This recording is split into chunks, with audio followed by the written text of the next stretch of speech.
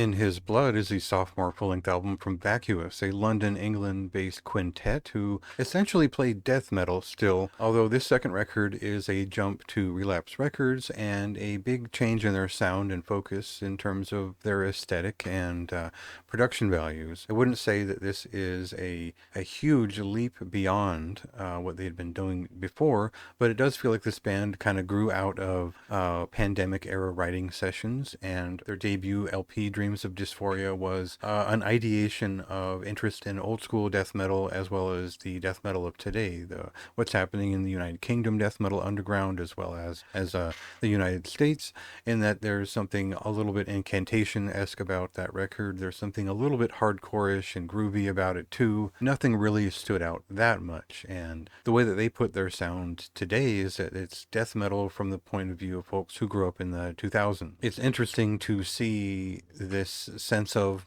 post-millennium ideation applied to death metal for the sake of originality, and the proposition there is that this is a band that's going to stand apart with some bold moves, and in some sense they really do bring something new on this record, and in others they kind of fumble through ideas that are maybe catchier and attempting to be something closer to accessible, but don't really know how to get there. I'll cut to a clip here, and we'll hear what most of this record sounds like in this clip, and then I'll explain how it ultimately plays out from side A to side B.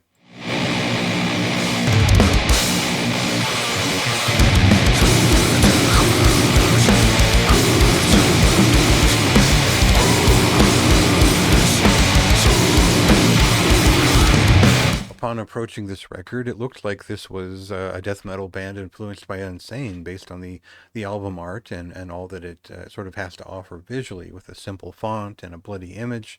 It really pulled me back to those early 90s sludge and noise rock era sounds. But drop into this record and start listening, you realize that it really is something closer to the incantation-esque death metal sound, cinched up into something that's very simple, and they make that connection by way of both hardcore punk and grind influenced movement. There's a little bit of death doom in some of what they do. Most of it is death metal, but very simply put, very cut back to its bones and centered around fairly simple riffs. They still have that interesting knack that they had on their first record, but this is a departure, and distinctly such, from the first song on this record. Unfortunately, a lot of what they do to make this more interesting, all the stops that they're pulling out, really amount to a lot of stuff we've heard before from a lot of groups kind of attempting to make that distance from where they began. And so there are use of samples throughout this record. There's a lot of punkish energy pumped into it to keep it interesting. There's a lot of riffs, yeah, those are there, but they